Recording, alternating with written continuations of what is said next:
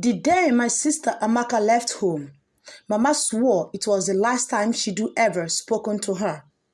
Let her go and marry that criminal. Mama spat, her wrapper loose around her chest as she sat on the bare floor, pounding her chest like someone who'd lost a child. She had buried her destiny with her own hands. Papa didn't say much. He just lit a stick of romance and stared out into the dust-stained yard like he was looking for answers in the swirls of smoke. The neighbors had gathered. Of course, they had. Ajegunle doesn't miss drama. Word had spread that Amaka was seen at the local guest house, checking in with one fair-skinned boy who spoke pidgin with a strange accent. That was all the proof people needed. Yahoo boy. They whispered, from America, but look at the way he's dressed like a cultist. I stood behind the curtains, shaking, not just from fear, but confusion. Amaka was my sister, my only sister. She raised me when Mama was too tired or Papa was too drunk. She taught me how to read. She wrapped my wound when I fell from the tree behind the compound. But now, at the 19th, she was an abomination to the family. Any child that brings disgrace to this house, Mama screamed, will never smell our forgiveness, even in death. The words haunted me. Amaka didn't beg. She didn't cry. She simply walked out of the gate, holding a small Ghana must go bag. Her eyes dry, but her lips trembling. The American boy, whose name I would later learn was Tyrone, stood by his dusty Corolla, door open, engine running. Nobody saw her again for the next 5 years. At first, people congratulated my parent. You did the right thing, they said. You can't allow your home to be stained. Mama seemed proud of her stance. Papa stopped drinking for a while. Even our pastor praised them during a Sunday sermon, saying, "It is better to lose one child than lose your entire household to spiritual pollution."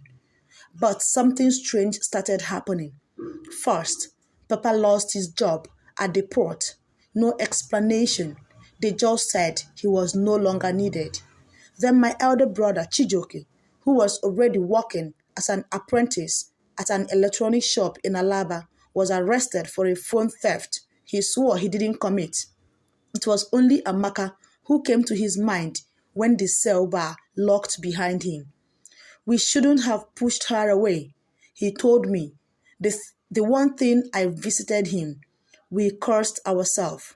Mama became sick soon after that, a strange illness that defied every test. Sometimes she would wake up in the middle of the night screaming Amaka's name. At first, she claimed she was hallucinating. Then she said Amaka was appearing to her in dreams. The same neighbors who praised her began to talk behind her. "I hear say that girl don hammer," someone whispered outside our compound one morning. "She dey stay for Lekki now. Benz, house with AC. Na so dem dey blow for months when dem see future." Mama refused to believe it. "She's prostitute," she said, coughing into her wrapper. "She must be using her body to collect money from those criminals." But the truth was, I didn't know what to believe anymore. It was a hot afternoon on Wednesday. Power was out. We had no food in the house. Papa was out looking for a job again. Mama was lying on a mat outside, muttering scriptures under her breath. That is when a car arrived. It wasn't the kind of car you see in our area. A sleek, black Mercedes-Benz GLE 63 AMG Coupe with tinted windows and tires that looked like they never touched dust. It moved slowly down the street like royalty entering a forgotten village. People came out of their houses like bees. It stopped in front of our gate. My heart stopped too. The door opened and heels hit the ground. She stepped out like a goddess reborn, glowing brown skin, coily inches flowing like river water, nails like glasses, a scent that reached my nose even from the balcony upstairs. And her eyes found me immediately. Amaka! But this wasn't the Amaka I knew. This woman was elegance, wrapped in mystery. People froze. The air changed. She adjusted her sunglasses and said, "Is this not my family house?" Mama struggled to get up. "Holy Ghost fire! What are you doing here?" Amaka didn't flink. "I heard Mama was sick. I came back to check." Mama turned away, refusing to meet her gaze. "You are not my daughter. My daughter died the day she followed that Yahoo boy." Amaka laughed, a dry, brittle sound that carried too much pain. "If I'm dead," she said, "then this ghost brought groceries, medicine, and enough cash to pay for 2 surgeries." She opened her bag and dropped a thick envelope on the plastic table outside. Then she walked to me and hugged me tightly, like time hadn't passed. "You've grown," she whispered. I wanted to cry, but my tears refused to obey. She turned back to Mama. "I'm not here to beg. I just wanted to help. If you do, take it." Then she left. The entire compound was silent. After she left, silence swallowed the street, but only for a moment. By nightfall, Amaka's name was already in every mouth, from the mosque to Mama Nkechi's roadside food stall. "Did you see the car?" Eh? They said it's almost 80 million naira. They say her perfume alone is 50,000. For what? To be smelling like flower? I heard she lives in Banana Island. Oh, her name is one American Yahoo that does Bitcoin fraud. Even Mama, in her weakness, couldn't ignore the shift. The envelope Amaka dropped, it had 1.5 million in crisp notes. She also left bags with foreign labels, prescriptions from a private hospital, and a handwritten note that read, "For Mama, I still love you." But the shame was too heavy for Mama to acknowledge love. She kept the money. Of course, she did, but she never admitted it aloud. Instead, she kept repeating, "We didn't raise her like this." Papa said nothing. He just start he just started returning home early and drinking more than before. But I knew something has changed in all of us. My sister was not just back. She had power now. And power shifted the soil beneath every broken thing we thought we do buried. Weeks passed. Rumors became legends. We all had questions and none of them had answers. How did she make that kind of money? What happened to Tyrell? Where had she been all these years? Then, one Saturday, I got a message on WhatsApp. "Meet me 6 p.m. Vantage Rooftop, Lekki. Come alone. Amaka." I hadn't seen her since the visit. I took a bus to CMS, then another to Lekki, Phase 1. I'd never been on that side of Lagos before. It felt like I've stepped into another country. No dust, no shouting, no open gutters. At the rooftop, she was already seated, a tall glass of something red in her hand. She looked flawless, but her smile didn't reach her eyes. She spoke first. "Did you want to know how I got rich?" I nodded. She sighed, looking out at the city skyline. Tyrell wasn't a Yahoo boy. My eyes widened. He was undercover FBI. I blinked. "What?" She leaned in. They were tracking a ring of Nigerian scammers who were operating in the US. He came to Nigeria as bait, but he fell in love with me. I was speechless. He helped me leave, took me to the States on a fiancé visit. I got my papers, started working at a nursing home. Then I began to build. "But the Benz?" I asked. "I run 3 care businesses now," she said. "Tyrell used his connections to help me register everything legally. It wasn't fast, but I worked my way through. And Tyrell," her face fell. "He died 2 years ago. Car accident."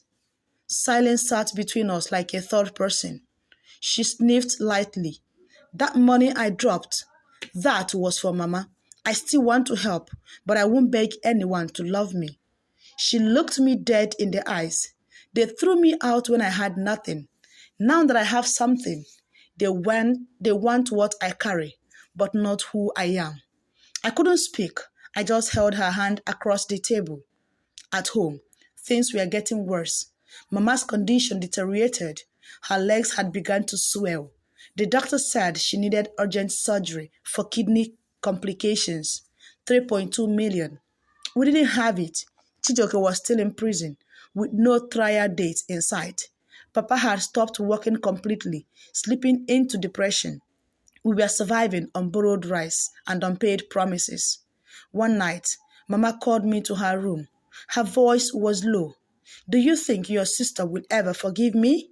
I didn't know what to say. For once, Mama's pride looked fragile. Her eyes were puffy. Her voice shook. She continued, I didn't know. I didn't know. I want to say you knew, but what good could that do? So instead, I took my phone and typed, Auntie, please, we need you. Mama might die. That typing bubbles popped up. Send me the account details, and that was it. The next day, 5.5 million landed in the hospital account. Not once did she call to ask if we are grateful, because she already knew we were. The hospital cleared Mama for surgery within 48 hours. After the operation, when she could finally sit up and eat properly, she called for Amaka. I want to see her. Mama whispered to me, bring her. I need to. I need to speak from my spirit. I was stunned. Amaka didn't answer immediately. When I called that evening, her black Benz appeared at the hospital gate like a prophecy come to life. She walked in wearing a simple Ankara dress, little makeup, but that same powerful air surrounded her. The room went quiet. Mama turned her face away at first. Amaka stood at the foot of the bed and waited. Finally, Mama turned her face slowly and her lips trembled. I don't know where to start, she said, her voice hoarse, but my child, I was wrong. Tears began to gather in Mama's eyes. I thought I was protecting you, protecting us, but I destroyed you. Still, Amaka said nothing. Mama continued, now crying openly. When I saw the rumors, the neighbors, the pastors, I let pride ride louder than love. I called your names. A mother should never alter. I even prayed you wouldn't return. Mamaka's jaw tightened. She sat down. You didn't just pray I wouldn't return, she said. You told people I was dead. Mama closed her eyes, sobbing. Forgive me. Then Amaka reached out and held her hand. I forgave you a long time ago, she whispered. But also, I had to learn to forgive myself for ever needing your approval. They cried together, and for the first time in years, Mama called her my daughter. Just as things started to heal, a letter arrived at Amaka's business office in Ikoyi, marked confidential, sent from the U.S. Department of Justice. It was about Tyrell. Apparently, there had been an internal investigation into his undercover operation. There was suspicion that Tyrell had stolen money from Nigerian cartel he was pretending to infiltrate, and that part of that money might have funded Amaka's business. Amaka was stunned. The U.S. Embassy wanted her to cooperate with their inquiries. She called me that night. I thought I knew everything about him, she said, pacing the floor of her apartment. But now, I don't know what's real. Her accounts were frozen temporarily. The news leaked. And suddenly, the same people who bowed when her Benz passed started whispering again. Shall we talk am? Yahoo dey inside. This one na just karma. Even Mama, though now grateful, looked worried. Amaka, tell me the truth. Did that man use blood money to help you? Amaka snapped. So even now, you still believe the worst of me? She left the house that night without another word. But something inside her had shifted. It all came crashing down 2 weeks later. Her biggest contract, a state government-held